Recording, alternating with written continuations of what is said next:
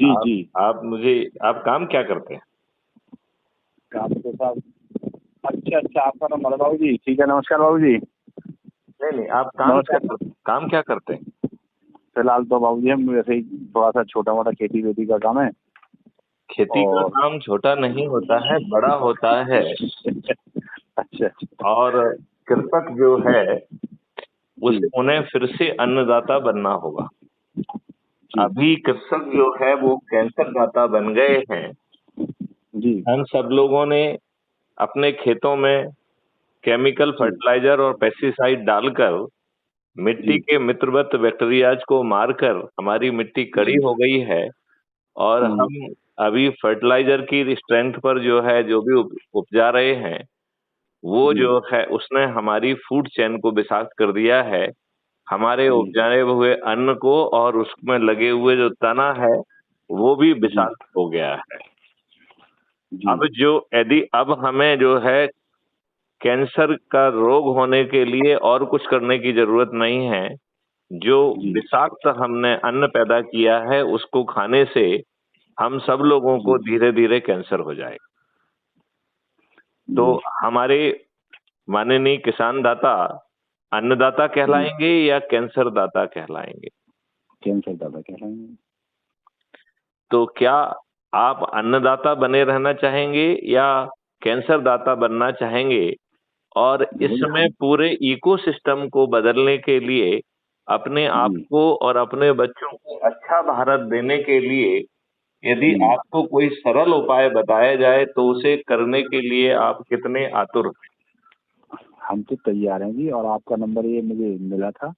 जी। तो हाँ, मैंने जी भाई साहब से बात जरूर करेंगे, और जितने लोग होंगे उन्हें जोड़ेंगे कि भाई इससे बचो। देखिए, इकोसिस्टम हम क्रिएट नहीं कर पाएंगे। हम अपने लिए एक आध एकड़ में कुछ अन्न यदि हम अच्छा कर भी लेते हैं, ऑर्गेनिक अन्न बना भी लेते हैं, तो जी उससे हमारा कहाँ तक बचाव हो पाएगा जब हर जी जगह पर गड्ढे खुदे हुए हैं, जब हर जगह पर जो है हमारा पानी से लेके हवा से लेके हर चीज विषाक्त हो गई है। और हम जी भर भर के जो है प्रिजर्वेटिव का यूज कर रहे हैं। हम भर जी भर के दवाइयां खा रहे हैं जो जी आपको स्वस्थ करने की बजाय बीमार बना रही हैं। यही कारण जी है कि आजकल हम जितना दवाइयां खाते हैं उससे कम कीमत का अन्न खा रहे हैं। जी तो सवाल ये उठता है कि ये कौन करेगा? तो इसे जी करने के लिए हमें इकोसिस्टम बदलना होगा। अब जी। हम में से धीरज जी बताइए मुझे, क्या हम में ये अपना इकोसिस्टम, अपना वातावरण, अपने नियम कानून बदलने की क्षमता है? हम्म। नहीं है, राइट? ये बिल्कुल क्षमता है जी, हम तो बल तैयार हैं। नहीं, ये क्षमता हमारे द्वारा चुने गए प्रतिनिधि जो पार्लियामेंट में पहुंच गए हैं, नियम हम्म। कानून बनाने का उनका दायित्व भी है और क्षमता भी है। लेकिन हम्म। ये पार्टी तंत्र के द्वारा जिन्हें टिकट दिया गया और जिन्होंने करोड़ों रुपए खर्च करके जीते हैं, ये हम्म। आपको रिप्रेजेंट नहीं करते हैं। ये पार्टी विप से बंधे हुए अत्यंत ही मजबूर प्राणी हैं जो हम्म। पहले दिन से ही भ्रष्टाचार की गंगा में स्नान करते हुए जितना हम्म। उन्होंने खर्च किया है उससे 4 गुना 10 गुना ज्यादा इकट्ठा करने की रेस में लग जाते हैं। अब जी। हमारे सामने विकल्प क्या है? हम्म।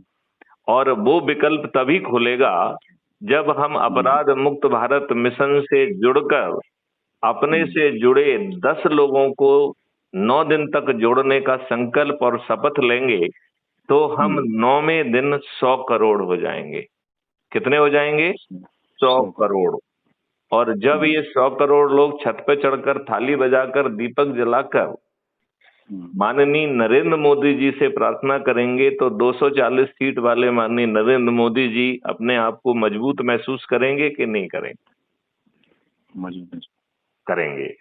और फिर संभवतः वो आपकी बात सुनने के लिए और सहमत होने के लिए विवश होंगे। तब 21 लक्ष्यों के लिए और 4 मौलिक अधिकारों के लिए वह टास्क फोर्स गठित कर देंगे और उन्हें बड़ी आसानी से जमीन पर उतारा जा सकेगा। उतारा जा सकेगा कि नहीं उतारा जा सकेगा? बिल्कुल। लेकिन तभी ये संभव होगा जब हम जुड़कर 100 करोड़ हो जाएं। तो 100 करोड़ करने के लिए आपको जो है, आई डोंट नो आपने मेरा मैसेज सुना पड़ा है कि नहीं पड़ा है, जिसमें वीडियो दिया गया है उसी के नीचे crime free Bharat mission app को डाउनलोड करने की लिंक है।